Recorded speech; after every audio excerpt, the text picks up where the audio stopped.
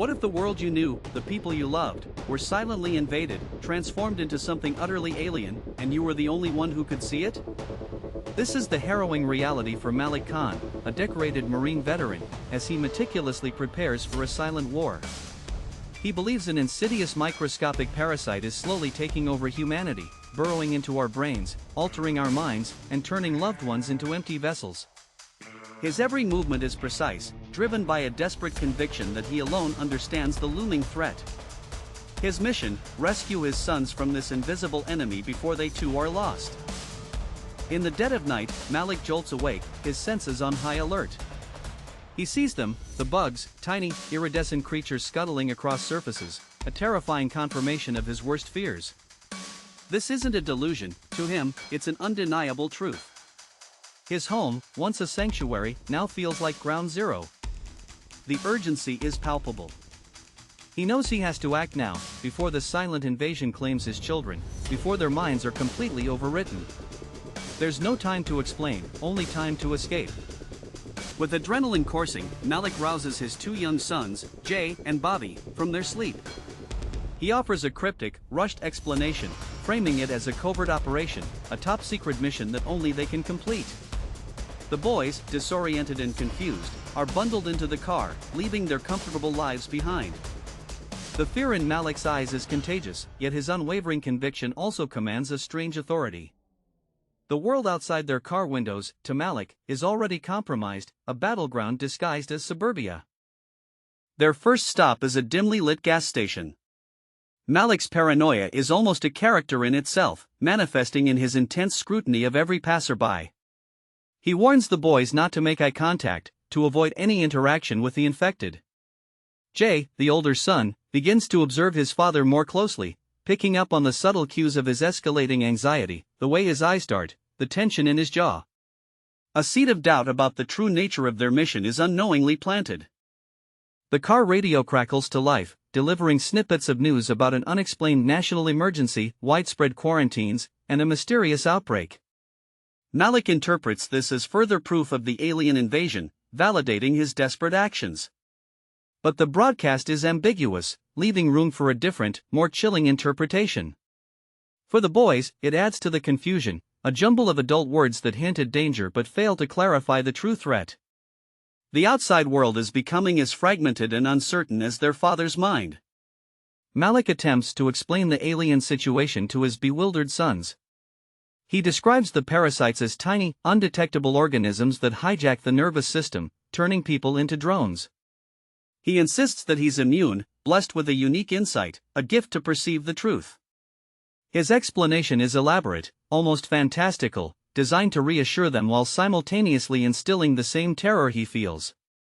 The boys listen, trying to reconcile their father's calm intensity with the outlandishness of his story, a story that demands absolute belief and immediate action.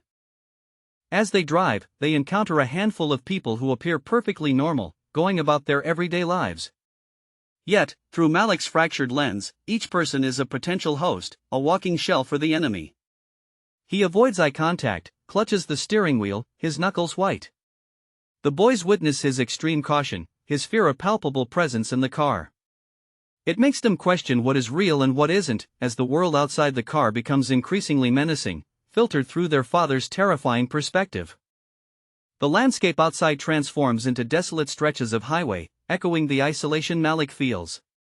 Empty roads, abandoned vehicles, and an eerie silence amplify the tension. This visual emptiness feeds into Malik's narrative of a world already lost to the invaders, reinforcing his sense of urgency and the dire stakes of their journey. The boys, however, mostly see the vast, lonely expanse, a growing sense of unease settling over them, realizing this is no ordinary road trip. In desperate need of supplies, Malik pulls into a seemingly deserted convenience store. He gives the boys strict instructions: stay quiet, stay together, and most importantly, do not touch anything or anyone that might be infected. The air is thick with his suppressed panic, transforming a mundane task into a high-stakes infiltration. He's trying to instill his survival instincts in them, unknowingly teaching them how to navigate a world that exists only in his mind, but feels terrifyingly real to him. Inside the store, a seemingly innocent encounter spirals into a horrifying display of Malik's delusion. When a lone store clerk approaches, Malik perceives an immediate threat. Without hesitation, he violently incapacitates the man, convinced he is an infected host. The boys watch in shock and terror, seeing a side of their father they've never witnessed. Jay, especially, is profoundly disturbed, the violence undeniable, the alien justification becoming harder to swallow. The lines between protector and aggressor blur. Shaken by the incident at the store, Jay begins to openly question his father's actions. He demands answers, struggling to reconcile the loving father he knows with the man who just committed an act of violence. Malik, however, remains resolute, dismissing Jay's concerns as a lack of understanding of the true threat. This clash of perceptions marks a critical turning point, as Jay starts to detach from his father's reality, seeking a clearer explanation for the terrifying events unfolding around them. As they continue their frantic journey, they narrowly avoid a military checkpoint. The sight of armed soldiers and barricades only reinforces Malik's conviction that the government is either complicit or overwhelmed by the parasitic invasion. He expertly navigates around the blockade, his military training kicking in, amplifying the sense of a high-stakes escape. For the boys, it's another chilling sign that their father's mission is more serious, and perhaps more dangerous, than any game they've played before. Malik desperately attempts to contact his ex-wife, Hattie, the boy's mother. He leaves frantic, garbled messages, warning her about the invasion and his need to protect their children. His calls are tinged with a desperate plea for her to understand, to join him in his perceived fight. These calls are less about communication and more about a desperate reach for validation, a lifeline to someone who once knew him intimately, before the truth consumed him. Hattie, on the receiving end, is distraught. Malik's increasingly erratic and paranoid messages confirm her worst fears about his declining mental state. She knows this isn't the man she married. Her primary concern immediately shifts to the safety of her children. She reluctantly involves the authorities, providing them with Malik's last known whereabouts and a chilling account of his delusions, hoping they can intervene before irreversible harm is done. Her distress is palpable, a mother's terror for her sons. Finally, Malik reaches his meticulously prepared safe house, a remote, rundown cabin deep in the wilderness. It's a place he'd chosen for its isolation, believing it to be untouched by the infected masses. The cabin, however, is a stark symbol of his psychological retreat, a physical manifestation of his self-imposed exile from reality. To Malik, it's a fortress; to the boys, it feels increasingly like a prison, far from anything they know. Inside the cabin, Malik unveils his elaborate evidence, maps covered in annotations, diagrams of parasitic life cycles, and news clippings he's twisted to fit his narrative. He attempts to educate Jay on the science behind the invasion, presenting his delusions as irrefutable facts. This is his world, carefully constructed to make sense of the chaos in his mind. For Jay, it's a disturbing glimpse into the full extent of his father's unraveling, a chilling testament to how deeply the delusion has taken root. Bobby, the younger son, suddenly falls ill. He's weak, feverish, and confused. Malik's reaction is frantic and desperate. He immediately attributes Bobby's sickness to the parasites, convinced they've found a way to infect his son despite his precautions. He begins administering improvised treatments, further escalating the boy's fear and Jay's growing suspicion. The real cause, a simple childhood illness, is lost in the storm of Malik's paranoid reality, turning a minor ailment into a major crisis. While Malik is preoccupied, Jay stumbles upon a crucial piece of evidence: his father's medical alert bracelet and a hidden stash of prescription medication. He recognizes the names of antipsychotic drugs. The pieces begin to click into place, a horrifying realization dawning on him. The aliens, the invasion, the mission, it all points to a different, more tragic truth: his father is severely mentally ill, and his reality is a terrifying delusion. Jay's discovery shatters his remaining belief in his father's narrative. He sees his dad not as a hero battling invaders, but as a deeply troubled man battling his own mind. The weight of this truth is immense, forcing him to grow up in an instant. He understands now that their greatest danger isn't an external alien threat, but the unpredictable nature of his father's fractured perception. The world suddenly makes a different, more heartbreaking kind of sense. Armed with his newfound, devastating knowledge, Jay confronts Malik. He tries to gently, yet firmly, explain his discovery, urging his father to see reason, to accept help. But Malik's delusion is too powerful. He violently rejects Jay's words, twisting them into further proof of the invasion's insidious reach. The scene becomes a heartbreaking battle of wills, a son trying to pull his father back to reality, and a father refusing to let go of the only reality he knows. Back in civilization, Hattie works tirelessly with the authorities, sharing every detail, every chilling phone call from Malik. She tracks his possible movements, providing crucial information that helps the police and FBI narrow down his location. Her desperation is palpable, her every action fueled by the terrifying possibility of what Malik might do in his delusional state. She's racing against time, praying they can reach her sons before it's too late. The authorities close in. Malik, still consumed by his perceived mission, notices the increased law enforcement presence.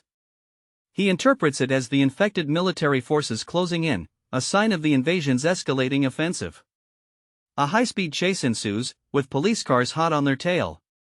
The once quiet escape becomes a frantic, adrenaline-fueled flight, further cementing in Malik's mind that he is a soldier on the run, defending his children against an unseen enemy.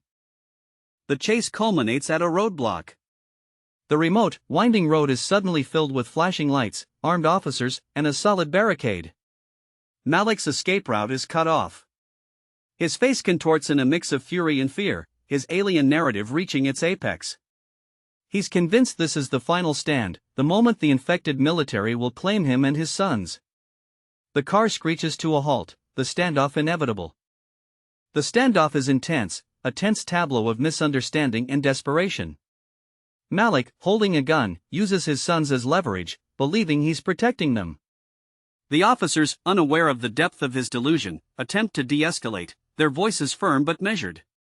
Jay, caught between his delusional father and the armed authorities, tries to mediate, his young mind straining under the impossible pressure. The air crackles with unspoken threats and the terrifying potential for tragedy.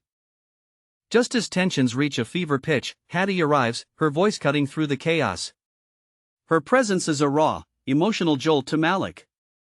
She desperately tries to connect with the man she once knew, pleading with him to release the boys, to understand that he's safe, that the invasion isn't real. Her words, full of love and sorrow, chip away at the edges of his delusion, offering a fragile bridge back to reality. Under the overwhelming pressure in Hattie's heartfelt plea, Malik's carefully constructed world begins to crumble. He looks around, and for a fleeting moment, the bugs that have plagued his vision disappear. The officers are just officers, the world just the world. The stark reality of his actions, the fear in his children's eyes, washes over him. The delusion, though still a powerful undercurrent, loses its immediate grip, replaced by a horrifying clarity. In a moment of profound despair, realizing the depth of his actions and the harm he's caused, Malik turns the gun on himself. The weight of his mental illness, the terror of his delusion, and the crushing shame of what he's done converge. He sees this as his only escape, a final act to protect his children from a father who has become a danger. The world holds its breath, the line between life and death hanging precariously. Jay, witnessing his father's final, desperate act, summons an incredible strength. He begs Malik not to do it, reminding him of his love, of their bond.